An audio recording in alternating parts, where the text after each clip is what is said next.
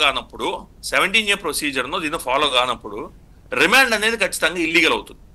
అనిరుద్ బోస్ గారు ఇచ్చిన జడ్జిమెంట్ లో, హానరబుల్ జస్టిస్ అనిరుద్ బోస్ గారు ఇచ్చిన జడ్జిమెంట్ లో మనకి రెండు ఛాలెంజ్ చేయడం జరిగింది. ఒకటి ఎఫ్ఐఆర్ ని కొట్టివేయమని చెప్పడం, 17A ప్రొసీజర్ ఫాలో కాలేదు కాబట్టి చంద్రబాబు నాయుడు గారి ఒక రోల్ ని తీసివేయాలని చెప్పడం. రెండోది రిమాండ్ రిపోర్ట్ ఏదైతే హానరబుల్ జస్టిస్ లర్నెడ్ మ్యాజిస్ట్రేట్ గారు రిమాండ్ రిపోర్ట్ ఇచ్చి ఆ రిమాండ్ రిపోర్ట్ ను కూడా సెటిసైడ్ చేయండి అని కూడా అడగడం జరిగింది. అది హైకోర్టులో అడిగారు, అక్కడ కొట్టివేయడంతో సుప్రీంకోర్టులో కూడా అదే రివ్యూ అడగడం జరిగింది. నాకు అర్థం కాదు ఏంటంటే ఒక పక్క 17A ఆయన హానరబుల్ జస్టిస్ అనిరుద్ బోస్ గారు ఏం చెప్పారనేది జస్ట్ ఒక లైన్ ఉంది, ఆ లైన్ వినిపించేస్తాను. ఆల్రెడీ నాకు పట్టాభి గారు కూడా అదే చదివారు.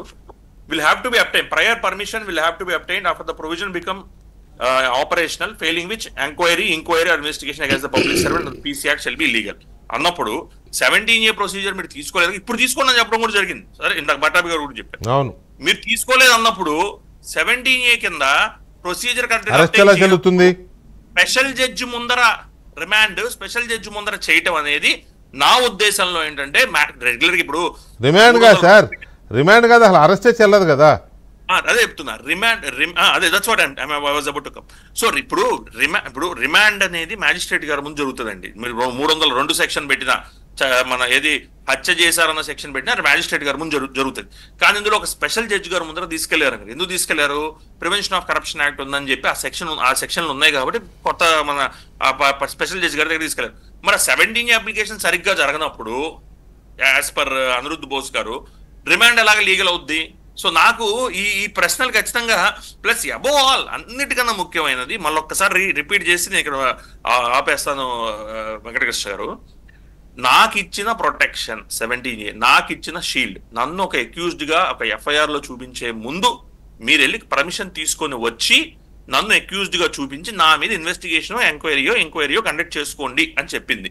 దానికి 2018 ముందు చట్టం వచ్చిందా, 2018 తర్వాత చట్టం అప్లికేషన్ వచ్చిందా, రిట్రోస్పెక్టివ్ ఎలా ఇస్తాము, రిట్రోస్పెక్టివ్ ఇవ్వడానికి లేదని రాజ్యాంగంలోనే ఒక ఇది ఉంది, ప్రొవిజన్ ఉంది ఆర్టికల్ 23 కింద. కాదు ఉమేష్ గారు, మీరు పాయింట్ దగ్గరకు వచ్చారు కాబట్టి ఇక్కడ ఒక మామూలుగా పెద్ద డౌట్నే మీ ముందు పెడుతున్నా. ఏంటంటే అసలు ఈ చట్టమే లోపభూయిష్టం అనేది ఇప్పుడు ఈ కేసుల్లో అర్థమవుతుంది కదా.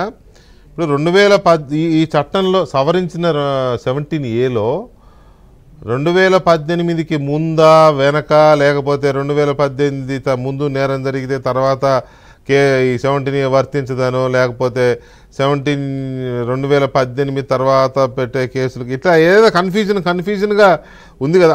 అవేవి లేవు కదా దాంట్లో, అవేవి లేవు. 2018 17Aలో ప్రజాప్రతినిధుల మీద ఇలాంటి వెండేటా పాలిటిక్స్ పెట్టే అవకాశం ఉంది కాబట్టి వాళ్ళకి ప్రొటెక్షన్, అందుకోసం గవర్నర్ పర్మిషన్ తీసుకోవాలి. Simple as that, right?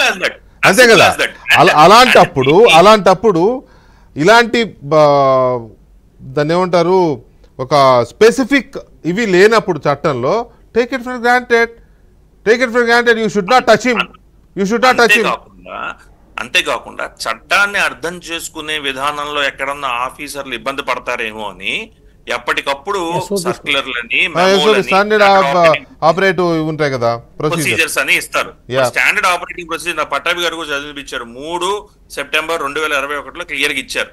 ఆ వ్యక్తి గురించి దానిలో పాయింట్ నెంబర్ 3లో processing of information received by police officer వచ్చింది. అక్కడ వచ్చిన తర్వాత ఆ పబ్లిక్ సర్వెంట్ మీద against whom the offence has been alleged, అది ఎవరికి అగెన్స్ట్ గా అయితే నువ్వు అఫెన్స్ ఎలిజ్ చేశావో అతనికి సంబంధించిన అఫీషియల్ ఎవరైతే, అతని అథారిటీ ఎవరైతే, ఆయన ఆఫీస్ నుంచి తీసేయగలిగే అథారిటీ ఎవరైతే ఉంటారో ఆ సమయంలో ఆయన ఎప్పుడు తప్పు చేశారంటున్నారో ఆ సమయంలో అప్పుడు అథారిటీ ఎవరో చూసుకొని ఇప్పుడు ఆ అథారిటీ దగ్గర పర్మిషన్ తీసుకోమని క్లియర్ గా ఇండివిజువల్కి ఇస్తే చట్టం ఎప్పుడు ఎఫ్ఐఆర్ ఎప్పుడు నమోదైతే ఉంది, ఎంక్వైరీ ఎప్పుడు కండక్ట్ అయితే ఉంది, ఏది ఎప్పుడు కండక్ట్, ఇది నాకు వచ్చిన ఇండివిజువల్ ప్రొటెక్షన్, ఇండివిజువల్ రైట్.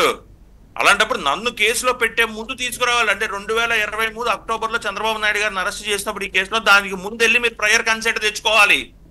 అది అసలు ఎక్కడ అంటే ఫుల్ జడ్జ్మెంట్ రాలేదనుకోండి, పబ్లిక్ డొమైన్ లేదు, వచ్చినప్పుడు ఇంకా బెటర్ గా స్పందిస్తాను. కాదే అదెక్కడ ఆర్గ్యుమెంట్ లో కూడా మనం చూడకపోవటం, అదెక్కడ జడ్జిలు కూడా దాని మీద విచారణ వ్యక్తపరచకపోవడం నిజంగా ఆశ్చర్యంగా ఉంది. ఎందుకు ఇది ఒక పబ్లిక్ సర్వెంట్ నేను హానెస్టా డిస్హానెస్టా తర్వాత ట్రయల్లో తెలుస్తుంది, వేరే విషయం. నాకు అగెన్స్ట్ గా నాకు అన్నప్పుడు చంద్రబాబు నాయుడు గారికి 838 గాను ఆయన ఇండివిజువల్ గా ఆయన ఎఫ్ఐఆర్ లో పెట్టండి ముందర వరకు ఎవరి మీద ఎఫ్ఐఆర్ కట్టి ఎవరి మీద ఇన్వెస్టిగేషన్ చేసుకుంటే నా మీద మీకు పర్మిషన్ తెచ్చుకోవాల్సిన అవసరం ఏముంది? నన్ను పెట్టినప్పుడు కదా తెచ్చుకోవాలి పర్మిషన్. ఈ చిన్న లాజిక్ ఎలా మిస్ అవుతున్నారనేది నాకు అర్థం కాని విషయం. No logics only